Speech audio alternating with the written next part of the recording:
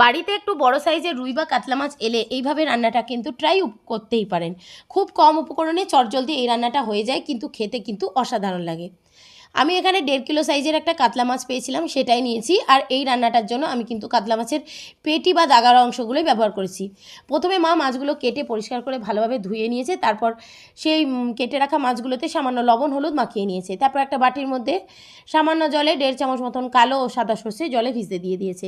তারপর লবণ হলুদ মাখিয়ে রাখা মাছগুলো কড়াই পরিমাণ মতন তেল গরম করে 1-1.5 মিনিট মতন করে হালকাভাবে ভেজে তুলে নিয়েছে।